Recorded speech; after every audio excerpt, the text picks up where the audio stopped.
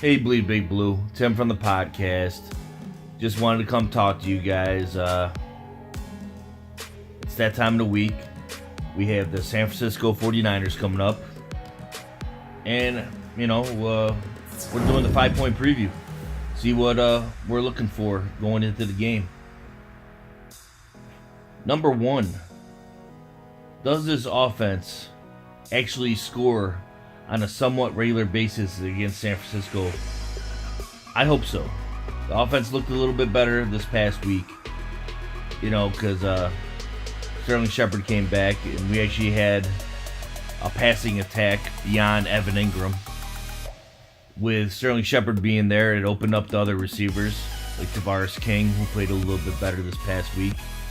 Let's see if we can take another step forward this coming week. And honestly, me being a Giants fan, I want to see Eli step it up even further and actually, get some wins, get some touchdowns. Because he deserves it. And honestly, he's a way better quarterback than people are giving him credit for during the season and during these shows that I've been listening to. Number two. Will Wayne Gallman actually start getting more touches? Now, I understand Orleans Darkwa played well, but he's not our future, guys.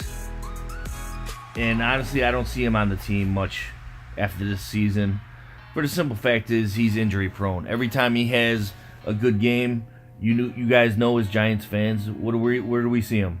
All of a sudden, he's on the training table, getting taped up, or his back's hurting, whatever. Now, I understand that he can't control injuries, but hey, some people are just injury prone, and Orleans Darkwa is one of those guys.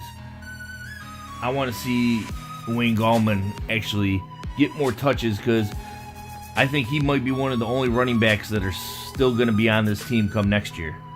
And that's what I want to see, what we need come next year as far as running backs. So, hey, Wayne Gallman, step it up. Keep your damn hands on the ball, so I don't want to see fumbles. Because if that's the case, then we can get rid of you as well, as far as I'm concerned. Number three.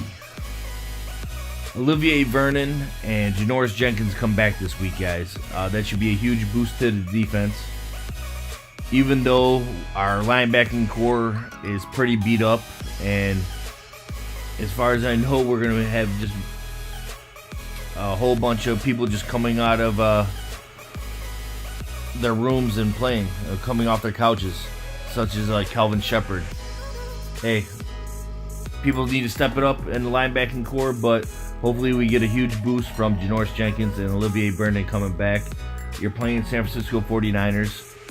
That's a horrible offense. They have a horrible quarterback play.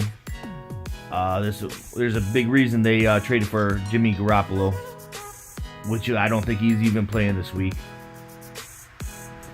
But with Vernon back, that should open up things for JPP as well. So let's see what you can do front four. And secondary, you've been getting in enough trouble, off the field. You need to step it up. Especially Landon Collins, you had a horrible game this past week. I want to see a better game from you as well. Number four. How much pride does this team have? After this past week, that's the question, isn't it? We know as Giants fans, the team that we watch did not put in the effort that they can put in.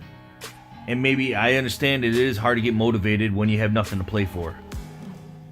But, they need to start learning they're playing for themselves, because, they're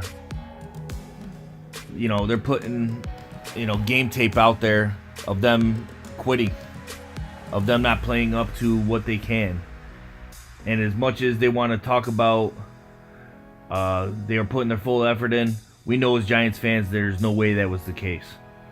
And Ben McAdoo can deny it all he wants, but I think he's delusional right now as far as what he thinks he's getting from this team.